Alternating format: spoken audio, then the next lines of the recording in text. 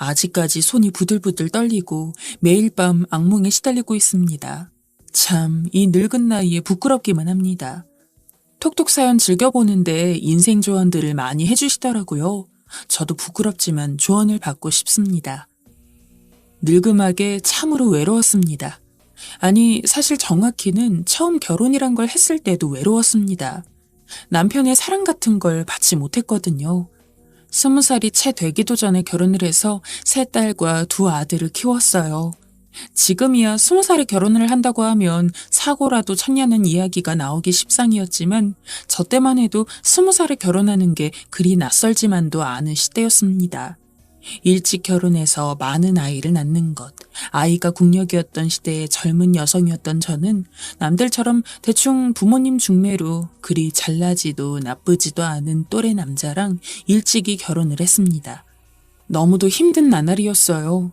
남편도 결혼을 원하지 않은 상태에서 결혼을 해야 했기에 졸지에 아내랍시고 들어온 제가 마음에 들 리가 없었습니다. 의무적으로 관계를 맺고 아이를 낳았고 그 외에는 아무것도 없었죠. 남편은 그저 저희의 생활을 위한 돈만 벌 뿐 진정한 부부로서의 유대를 나누지는 않았습니다. 여보, 저랑 이 앞에 공원에 산책이나 갈까요? 됐어, 일하고 와서 피곤해. 다녀오려면 당신이나 다녀와. 저 역시 결혼을 원해서 했던 것은 아니었습니다. 하지만 이왕 결혼을 하게 되었으니 최대한 잘 지내보고 싶었죠. 다만 남편은 아니었던 모양입니다. 그저 남편으로서 해야 할 최소한의 의무 외에는 저와 특별히 이야기를 나누려고도 시간을 보내려고도 하지 않았어요. 엄마, 아빠, 저 며칠만 집에서 쉬면 안 될까요? 애들 데리고. 이서방은 어떻게 하고 너만 집에 와? 올 거면 다 같이 오거라. 친정집에서 재충전 좀 할 겸 쉬고 싶어도 부모님은 남편과 같이 오는 게 아니면 저보고도 따로 오지 말라고 했죠. 남편과 시간을 보낼 생각을 해야지 왜 집에 오려고 하느냐고요. 너무 서러워서 혼자 울기도 했습니다. 그럴수록 아이들에게 조금씩 더 집착하게 됐던 것 같아요. 지금 생각하면 그 생각도 참 미련했습니다. 애들은 애들의 인생이 있는 거지 부모를 위한 인생을 사는 게 아닌데 말이에요. 하지만 그때는 그런 생각이라도 하지 않으면 견딜 수가 없었습니다. 이 아들이 커서 어렸을 적 제가 자기들을 키우기 위해서 많은 노력을 했고 이에 대한 보답을 해줄 거라는 그런 믿음 말이에요. 아이들은 날이 갈수록 쑥쑥 자랐습니다. 저 혼자서 5아이들을 키우기는 무척이나 어렵긴 했지만 불행 중 다행히도 남편이 아주 적은 돈을 벌어오진 않았으며 특히 첫째와 둘째는 중학교에 들어간 순간부터 자기들이 동생들을 돌봐야 된다는 그런 생각을 하고 있더라고요. 그래서 저를 도와서 설거지도 하고 빨래도 하고 집안일도 하면서 동생들과 놀아주는 일도 했습니다. 그렇게 간신히 애들 도움 받아가며 살아가는데 너무 끔찍한 일이 일어났습니다. 남편이 사고를 당해서 죽고 만 것이죠. 졸지에 이 세상에 5아이들과 저만 남게 된 것이었습니다. 정말 앞이 얼마나 막막했는지. 그때 오로지 남편 수입에만 의존해서 살아왔던 저였고 너무 어릴 때에 결혼을 했기에 이런 말하기는 좀 부끄럽지만 혼자 살아갈 힘 같은 것도 없었습니다. 살던 곳을 정리하고 다시 집에 들어가서 부모님 도움을 받아 아이를 키우기는 했지만 부모님도 가정 형편이 넉넉지는 않은 상황에서 이전처럼 살기는 힘들었습니다. 얼른 새로운 사람이라도 만나봐라.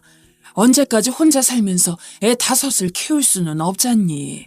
솔직히 우리도 버겁다. 당장 우리 둘 먹고 사는 것도 힘든 상황인데 너랑 손주들까지 키울 수는 없어. 게다가 부모님은 매일같이 저보고 다른 사람을 만나서 결혼하라느니 자기들은 우리를 전부 키울 수가 없다느니 이런 이야기들만을 하며 저희가 이 집에서 나가기를 바라셨습니다. 저는 살기 위해서 뒤늦게라도 생계를 유지할 능력을 키울 수밖에 없었어요. 부모님의 소개로 알게 된 아줌마를 통해서 시장에서 작게 과일을 팔기 시작했습니다. 물론 5아이를 먹고 입히기에는 턱도 없었어요. 제가 장사를 잘 못하는 것도 있었지만 애초에 작은 시골 동네 시장에서 돈을 벌어봤자 얼마나 벌 수 있었겠어요. 그래도 저는 삼시세끼 굶어서라도 어떻게든 애들은 하루 한 끼씩은 챙겨 먹이려 노력했습니다. 옷도 제 옷은 안 사고 애들 옷은 꼭 샀어요. 아빠 없이 자란 애들이라는 소리 듣지 않게 하기 위해서 밤잠 참아가며 새벽 일찍 일어나 장을 열었고 늦은 밤까지 과일을 판 뒤 집에 돌아갔어요. 엄마, 저 시험 100점 맞았어요. 가끔 가다가 아이들이 자랑하기 위해 가져오는 100점짜리 시험지, 그리고 학교에서 무슨 일이 있었는지를 알려주는 작은 이야기거리들이 저의 유일한 위안이었습니다. 매일같이 너무도 힘들었지만 그나마 애들이 있었기에 버틸 수 있었죠. 그러나 애들도 점점 커가면서 저보다는 자기들 삶이 중요해졌습니다. 고등학생 때까지는 저를 도와서 이것저것 하기도 했지만 이제는 친구들이랑 노는 것 혹은 자기만의 시간을 보내는 것에 집중했죠. 이해는 했지만 쓸쓸했습니다. 어린 나이에 원치 않게 5아이의 엄마가 되어야 했던 저는 아마 그때 엄마로서의 삶을 살면서도 한편으로는 여자로서 혹은 제 개인으로서의 삶을 완벽히 버리지 못했었는데 아이들은 벌써 저를 벗어나려고 하니 저는 정작 아무것도 하지 못한 채 제 인생만 허비한 느낌이랄까요? 아이들이 어떻게든 잘 크고 있으니 그걸 보고 다행이라고 생각해야 하는데 점점 엄마의 품을 벗어나려는 것에 대한 외로움과 쓸쓸함이 너무 크다 보니까 대견함과 자랑스러움보다는 슬픔이 더 많이 느껴졌어요. 20살이 되자마자 독립이라니. 조금 더 엄마랑 있어도 괜찮지 않아? 예전부터 어른이 되면 독립하고 싶었어요. 그리고 동생들도 있으니 저는 없어도 괜찮을 거예요. 지금 보면 우울증을 조금 알았던 것 같습니다. 그리고 아마 자식들도 이런 저를 알았을 거예요. 그렇기 때문에 부담스러웠을 테죠. 딸이고 아들이고 다들 성인이 되자마자 하나둘 자기 살 길 찾아 떠났고 회사 다니고 공부하면서 여자친구도 사귀고 남자친구도 사귀고 나이가 찬 뒤에는 결혼할 사람이라면서 사위 며느리를 데려오기도 했습니다. 그래도 해준 것들에 비해 잘 자랐던지라 뿌듯하기도 했지만 결혼을 하고 난 뒤 자식들은 더더욱 자기 인생 살기 바쁘더라고요. 요새 많이 바쁘니? 연락도 안 하고. 죄송해요, 엄마. 요즘이 일이 제일 바쁠 시기라서요. 나중에 명절 때 들를게요. 월마다 애들이 용돈이랍시고 돈을 주기도 했지만 돈보다는 애들 얼굴 한 번, 손주들 얼굴 한 번 더 보고 싶었던 저로서는 매년 쓸쓸하다는 마음이 가실 날이 없었습니다. 그때부터 집 근처에 있던 탑골공원에 자주 놀러 나갔던 것 같아요. 변변찮은 친구도 없이 너무 애들에게만 집중했던지라 이제부터라도 뭐라도 해보고 싶었죠. 탑골공원에는 무료 급식을 주는 곳도 있었고 제 또래의 늙은이들이 잔뜩 모여 있었기에 친구를 사귀기에도 좋을 것 같았습니다. 무료 급식은 별 볼 일 없었지만 비슷한 사람들끼리 같이 모여서 밥을 먹는다는 것 때문에라도 놓칠 수가 없었죠. 세상 돌아가는 이야기를 하면서 밥을 한 숟갈 두 숟갈 뜨고 햇빛 잘 드는 의자에 앉아서 요새 젊은이들 돌아다니는 거나 보다가 근처 경로당까지 가서 바둑이라도 한 판 두거나 고스톱을 치면 그날의 일과는 끝이 났습니다. 현주 엄마는 요새 여기 엄청 자주 들르는 것 같아. 매일같이 꾸준히 다니다 보니까 안면을 트게 되는 사람들이 있었습니다. 거의 다 저와 비슷한 처지였어요. 자식들 장성할 때까지 다 키워놓기는 했는데 남편도 아내도 없이 외롭게 살아가는 노인네들이었죠. 아이고, 당신이랑 뭐 다를 게 있나? 나도 외로워서 그런 거지. 그래도 여기라도 있으니 다행이야. 안 그래? 난 여기 없었으면 진즉 늙어 죽었을 거야. 같은 노인네들과 만나서 시간을 보내는 것은 좋았지만 집에 돌아올 때면 평소보다 배 이상은 쓸쓸했습니다. 자식놈들 생각도 나고 손주들 생각도 나고 전화라도 하고 싶었지만 귀찮고 힘들까봐 전화도 하지 못했죠. 그저 매년 명절이나 제 생일만을 손꼽아 기다렸습니다. 그렇게 1년에 끼케야 3-4번 정도 얼굴 보는 걸로 외로움을 견뎠죠. 그러던 어느 날이었습니다. 1년 넘게 탑골공원과 경로당을 다니니 그 인근 사는 노인들 중에서는 저를 모르는 사람들이 없었죠. 그래도 제법 또래 늙은이들 사이에서는 인지도가 생긴 것이었습니다. 그런데 언젠가부터 공원에 난생 처음 보는 남자가 있더군요. 솔직히 제 나이대의 남자들은 다 다 늘어진 메리아스의 헐렁한 반바지 차림으로 어슬렁어슬렁 나타나는 게 대부분이었는데 그 남자는 매번 중절모에 깔끔한 양복을 차려입고 있었습니다. 현주 엄마, 저 남자 누군지 알아? 언제부턴가 여기 공원에 자주 보이는데 나는 한 번도 못 본 사람이어서 말이야. 나도 몰라. 이사 온 사람인가? 저뿐만 아니라 아무도 그 남자를 아는 사람이 없었습니다. 솔직히 이성적인 관심이 조금은 갔습니다. 젊은 애들처럼 사랑이 불타고 그런 것은 아니었지만 유일하게 깔끔한 행색을 하고 있는 남자였으니까요. 저뿐만 아니라 다른 여자 노인네들도 슬쩍슬쩍 다가가서 관심을 표했지만 남자는 아무에게도 대꾸하지 않았습니다. 그런데 유일하게 저에게만 달랐죠. 여기 자주 오셨나요? 남자는 저에게만 먼저 다가와서 이야기를 걸었습니다. 조금 떨어진 벤치에 앉아있는 제 곁으로 와서 말을 건넸죠. 당연히 뛸 듯이 기뻤지만 내색은 하지 않았습니다. 가까이서 본 남자는 훨씬 더 멀끔하고 깔끔한 인상이었어요. 인사를 하는 것조차 남달랐죠. 중절모를 정중히 벗어서는 가슴께에 가져다 대고 허리를 굽혀 인사를 하는데 무슨 영화에나 나오는 노신사 같았죠. 벌써 1년째 오고 있죠. 탑골공원은 처음이신가요? 요 근래 자식놈들이 근처로 이사를 와서 저도 같이 오게 된 건데 공원에 온 건 처음입니다. 나이가 드니 애들도 다 자기 삶 살고 적적해서 말입니다.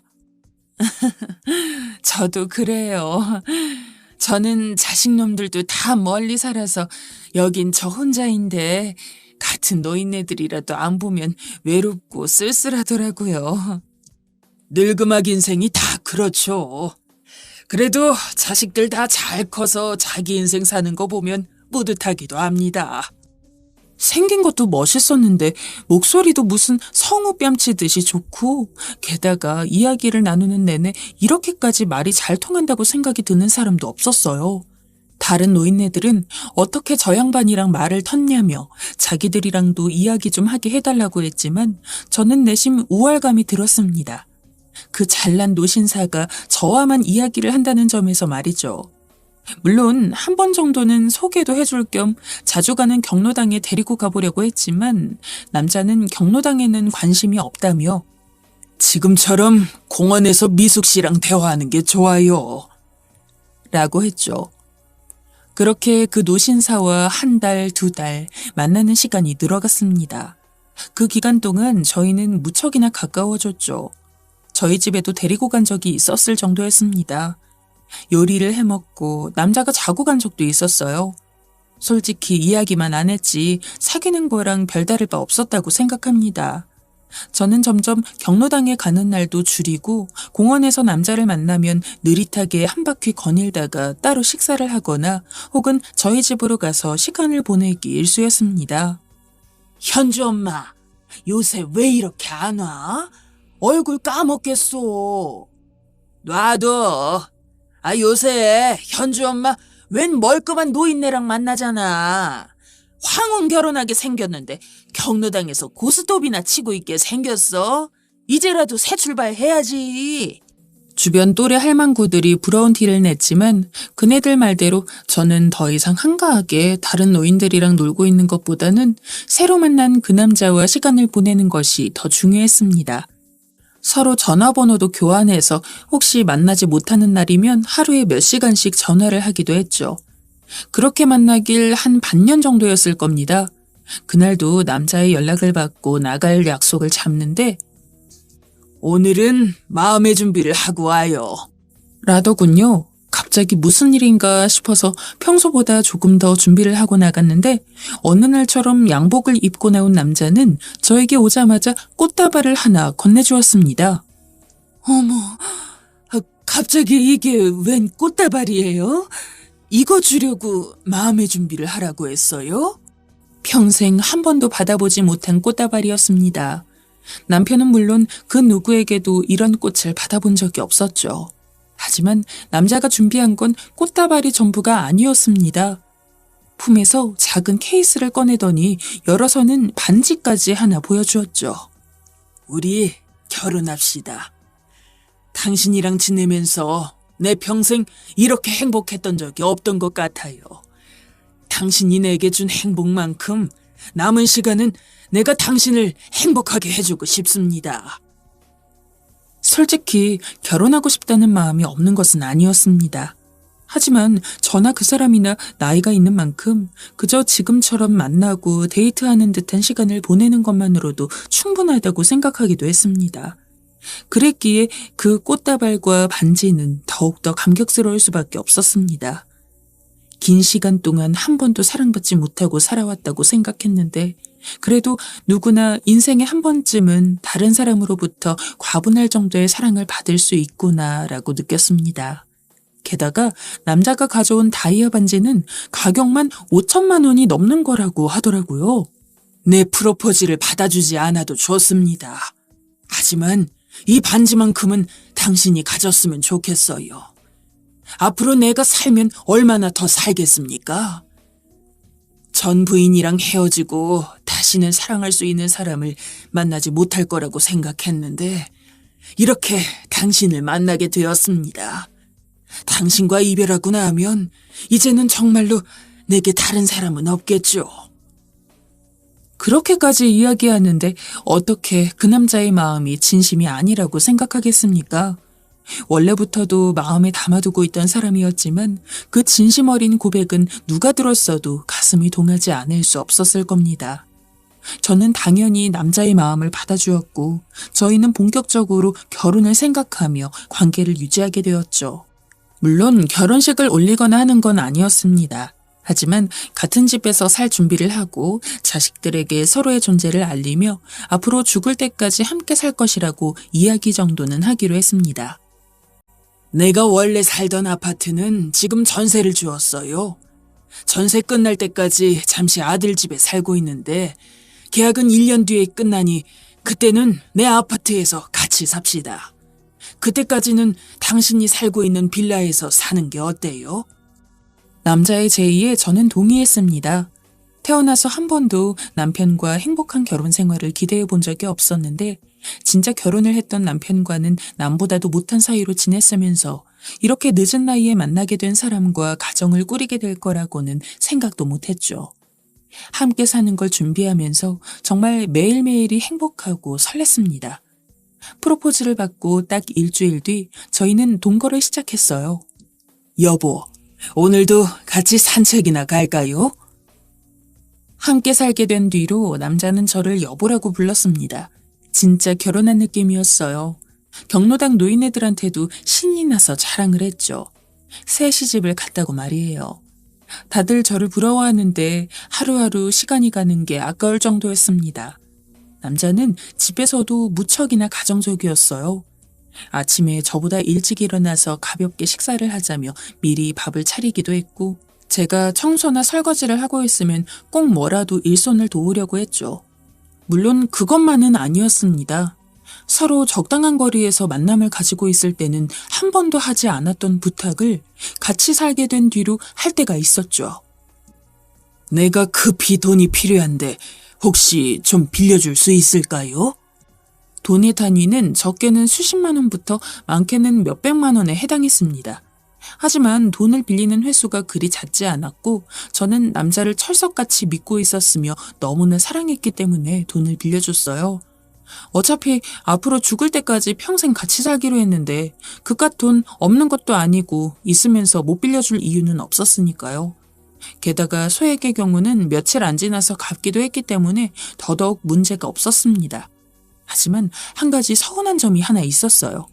이제 사실상 결혼한 사람들처럼 살게 된 거, 저는 적어도 저희 애들한테 남자를 소개해주고 싶었거든요.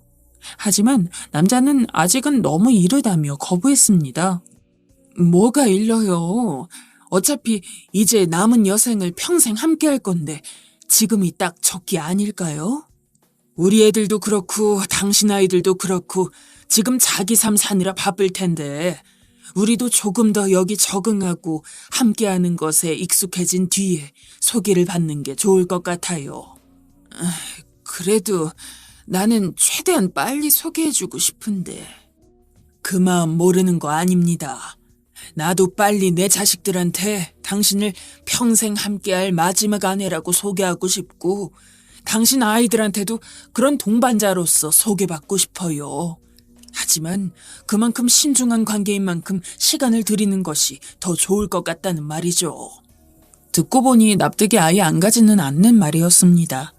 남자는 1년 뒤 자신의 집에서 본격적으로 살게 될 때 서로의 자식들에게 서로를 소개해주자고 했고 저는 알겠다고 했습니다.